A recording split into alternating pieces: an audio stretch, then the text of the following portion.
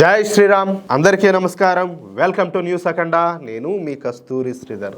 మిత్రులారా, మన దేశానికి ప్రధానంగా 4 శత్రు దేశాలు ఉన్నాయి. అవి వచ్చేసి పాకిస్తాను, చైనా, బంగ్లాదేశ్, టర్కీ. కొంతమంది అనుకోవచ్చు, అరే ఈ టర్కీకు మనకు సరిహద్దు లేదు కదా, మరి టర్కీ మనకు ఎట్లాగా శత్రు దేశం అవుతుందని చెప్పి చాలా మంది అనుకోవచ్చు. టర్కీకు మనకు సరిహద్దు అయితే లేకపోవచ్చు, అది మన దేశం ఆనుకొని లేకపోవచ్చు. కానీ ఈ టర్కీ ఒక మత పిచ్చితో ఈ పాకిస్తాన్కు సపోర్ట్ చేస్తూ ఉంటుంది. అందుకనే ఇప్పుడు శత్రువుకు మిత్రుడు ఏమవుతారు, మనకు ఖచ్చితంగా శత్రువే అవుతారు. అందుకని చెప్పేసి టర్కీని కూడా అదే లెక్కలో దబ్బిన. ఈ 4 శత్రు దేశాల్లో పాకిస్తాన్ మనకు మొదటి శత్రువు అయితే, రెండవ శత్రువు వచ్చేసి చైనానే. మనకు స్వాతంత్రం వచ్చిన దగ్గర నుంచి ఈ చైనా మన నాశనాన్నే కోరుకుంటా ఉన్నది. నిద్రలేసిన టాంచి ఎప్పుడు కూడా ఈ చైనాకు మన దేశం మీదనే కన్నున్నది. అందుకే 1962లో మన దేశం మీద దాడి చేసి మన దేశంలో ఉన్నటువంటి ఆక్సాయ్ చిన్ ప్రాంతాన్ని ఆక్రమించుకునేది దుర్మార్గంగా, దౌర్జన్యంగా. ఈ ఆక్సాయ్ చిన్ వైశాల్యం వచ్చేసి 38,000 చదరపు కిలోమీటర్లు. అంటే ఇది మన మిత్ర దేశమైనటువంటి ఇజ్రాయెల్ దేశ వైశాల్యం కన్నా ఎక్కువ అనమాట. చూడండి, మరి అంత భూభాగాన్ని దొబ్బేస్తే అప్పట్లో ఉన్నటువంటి కాంగ్రెస్ ప్రభుత్వం, అప్పుడు ప్రధానిగా ఉన్నటువంటి ఎవరు ఆయన ఉన్నాడు కదా, నెహ్రూ, యుద్ధాలు చేసే ఆయన వీళ్ళు ఏం చేస్తా ఉన్నట్టు మళ్ళీ కొంచెమన్నా ఇంకిత జ్ఞానం లేకుండా ఈ కాంగ్రెస్ పార్టీ అధిష్టానం వచ్చేసి, ఓయమ్మ చైనా వాళ్ళు భారత భూభాగాన్ని దుబ్బేస్తా ఉంటే, అంత ఆక్రమించుకుంటా ఉంటే మోడీ చేతగా గమ్మును కూర్చోన్నాడు, ఏం మాట్లాడలేకని చెప్పేసి వీళ్ళు మాట్లాడతారు. వాస్తవం ఏందనేది దేశ ప్రజలందరికీ కూడా తెలుసు. కనీసం కొంచెమైనా సిగ్గుండాలి అలాంటి మాటలు మాట్లాడడానికి, అలాంటి కామెంట్లు చేసడానికి. అవునా కాదు, ఒకసారి ఆలోచించండి మీరు కూడా.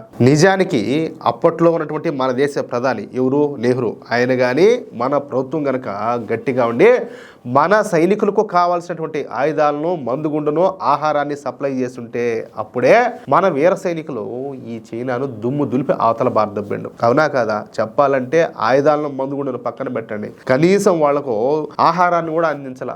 ఆకలి కడుపుతోనే మన సైన్యం యుద్ధం చేయాల్సి వచ్చింది. అలాంటి పరిస్థితులు ఉన్నాయన్నమాట. కానీ చెప్పినా కదా, అప్పుడు అధికారంలో ఉన్నది కాంగ్రెస్ ప్రభుత్వం, ప్రధానిగా ఉన్నది నెహ్రూ. కాబట్టి వాళ్ళ నుంచి మనం పెద్దగా ఆశించడం కూడా తప్పే అవుతుంది. అవునా కదా? సరే, ఇక అసలు విషయానికి వస్తే, ఇక అప్పటి నుంచి చైనా ఎప్పటికైనా కూడా మన దేశాన్ని సర్వనాశనం చేయాలనే కంకణం కట్టుకొని పనిచేస్తుంది. పైగా తమను భారత్ ఎక్కడ దాటిపోతాదో అన్న భయంతో చైనా పెద్ద ఎత్తున ఈ ఆయుధాలను, ఆయుధ వ్యవస్థలను, యుద్ధ విమానాలను, డిఫెన్స్ లాజిస్టిక్స్ను, సబ్మెరైన్లను, యుద్ధ నౌకలను తయారు చేస్తుంది. అది కూడా వందల సంఖ్యలో గాను ఇక్కడ మనమందరం కూడా గుర్తించుకోవాల్సినటువంటి విషయం. సరే, చైనా అభద్రతా భావంలో ఉండబట్టి ఎక్కువగా ఆయుధాలన్నింటినీ కూడా తయారు చేసుకుంటుందని చెప్పి సర్దుకుపోదాం. కానీ చైనా ఇక్కడే రాజకీయాలు చేస్తుంది. చైనా తాను తయారు చేసినటువంటి యుద్ధ విమానాలను, సబ్మెరైన్లను, యుద్ధ నౌకలను, ఇతర ఆయుధాలను మన శత్రు దేశాలైనటువంటి పాకిస్తాను, బంగ్లాదేశ్లతో పాటు మయన్మార్లో ఉండేటటువంటి భారతీయ వ్యతిరేక రెబల్ గ్రూపులు కూడా అందిస్తుంది.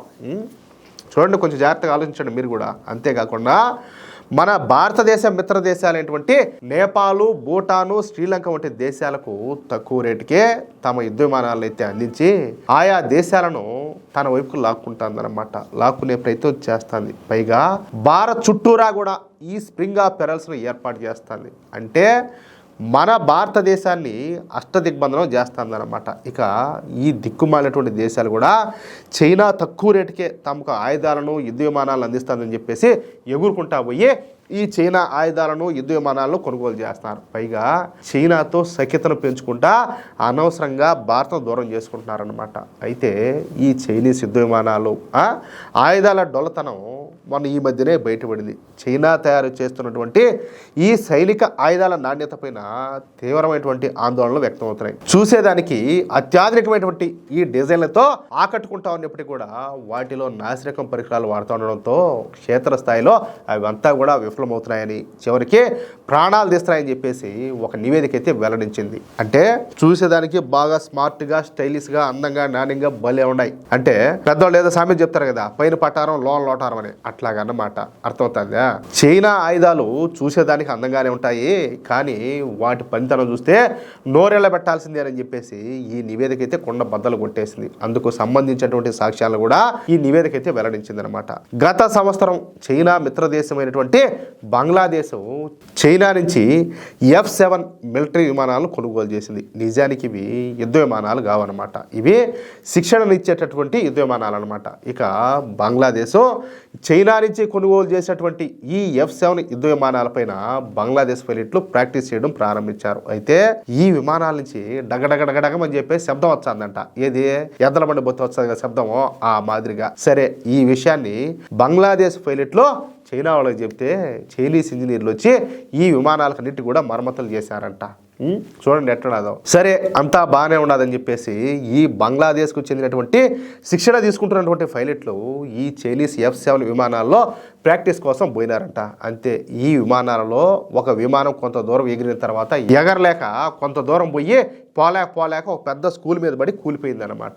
చైనా నుంచి కొనుగోలు చేసినటువంటి F-7 ఈ శిక్షణ విమానం టేక్ ఆఫ్ అయినటువంటి కొద్దిసేపటికే సాంకేతిక లోపంతో ఈ బంగ్లాదేశ్ రాజధాని అయినటువంటి ఢాకాలోని ఒక స్కూల్ మీద కుప్పగూలిపోయిందనమాట.